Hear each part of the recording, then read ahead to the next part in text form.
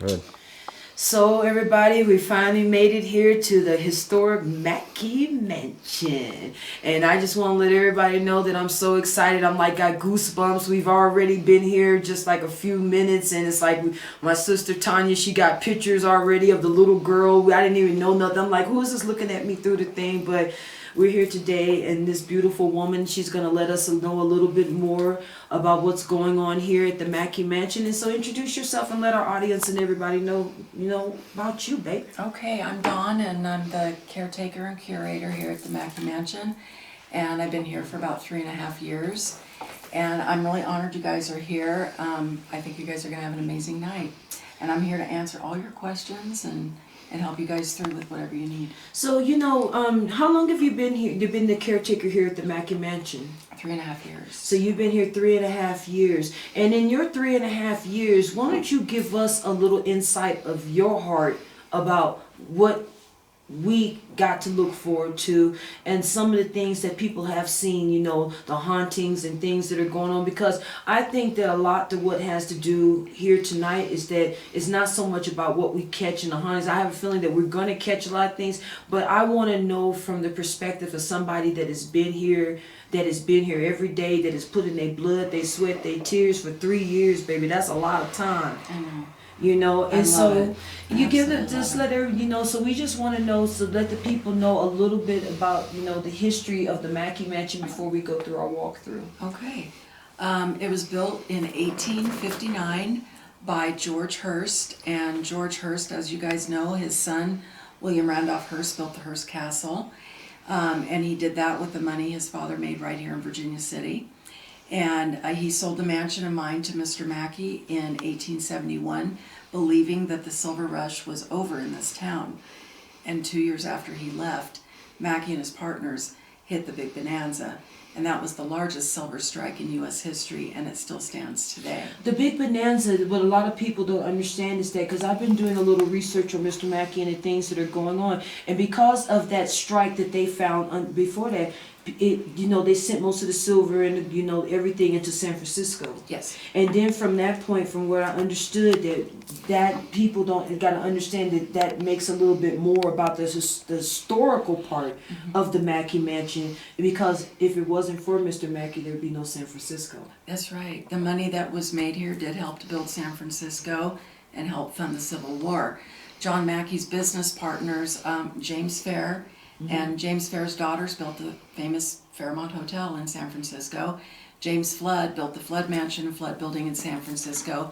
And William O'Brien, his third partner, died of a lung ailment right after they hit the big bonanza, so they did not get to enjoy the spoils with them. So, and also a lot of the silver and gold and all the precious metals and stuff are coming, that the United States of America was using that in order to print coins too, right? Yes, and the money, Mackay would donate money to help fund the Civil War.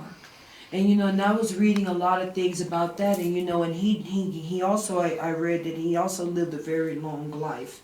But when he passed away, is he buried here in Virginia City, or is he buried someplace else? He died in London, and he's actually buried at the Greenwood Cemetery in Long Island, New York.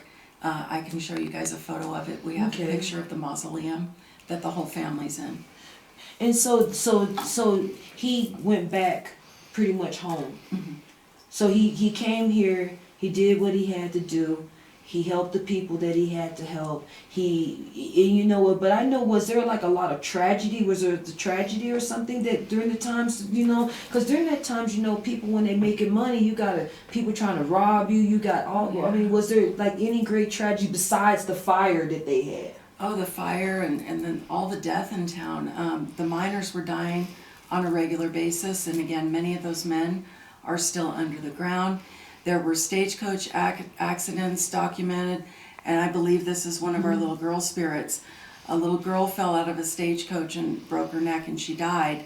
And on the same day, a little boy was trampled by a team of horses, and he passed away. And I believe that they don't necessarily stay in one spot. They don't. They move. We've caught their voices at the Washoe Club as well as here. And that's, that's probably this funny that earlier that I was talking to your son Bailey, and I explained to him, I was like, who is this little boy that I see coming up? And I said, I just see him running out the door, and I was like, and then, he came and he explained to me, and he told me about, how he died, got hit by, a stagecoach, and all that stuff like this. And I said, that must have been traumatizing, because I know that baby probably didn't die right away. Yeah. And I kept feeling him asking about his, asking for his daddy. It's most thing you would think a child would ask for their mom, but he was more worried about where his daddy was at. Yeah. And he kept telling me that his father died in the mines, and that and that's what he's telling me now, is that his father had died in the mines. And it's funny that we went there earlier today, and then we have our investigation here, and it's all leading. It's like something that, like, the children, like, is leading us, because in a lot of paranormal investigation, when you see a child, it may not be that child, it could be something else. But we're not here to make everything demon, or demonize everything. This is the life that happened during that time.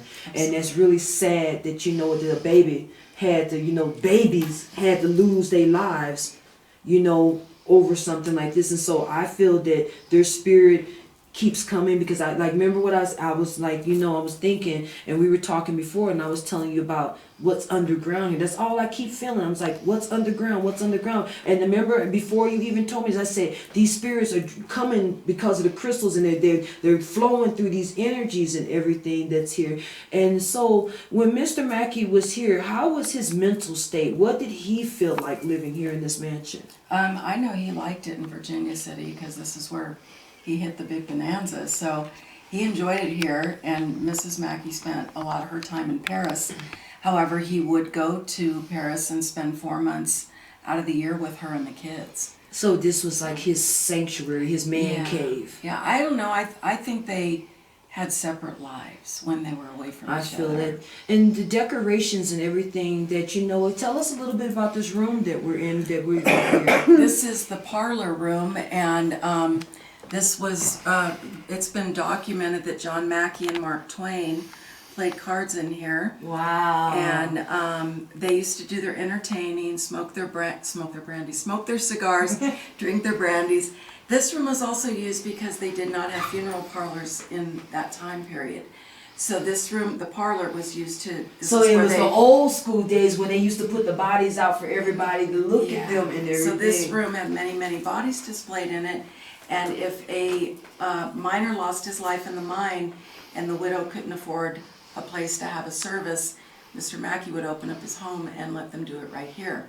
So he was very kind. So and I have this was a lot of good things to say about Mr. So Mackay. this room right here, in other words, and what we're trying to say is that it was more like a mortuary like kind of room, and then they took them off, and then they was buried. Where a lot of the people, were they all buried into the cemetery that's over there, or is there another cemetery? There's multiple cemeteries, and they go by religion and status. And they really still did that like that? Yeah, it's really kind of sad. And do you know of Julia Bulette? Yes. Yeah. Oh my goodness. I heard that she wasn't allowed to be buried because of her station. Yeah, she was the red light district. Yeah. That's the thing. Madam. That's the thing that we gotta understand, is that with our things with Stone Paranormal and how we do things, we look at life for what life is. Okay, Yeah. we're not gonna sit here and just like glorify it in any kind of way, or making them like this. The woman, yes, she ran the red light district. Yes, she was a madam. Yes, they don't know where her places of origin. You got people that even disrespecting that woman's name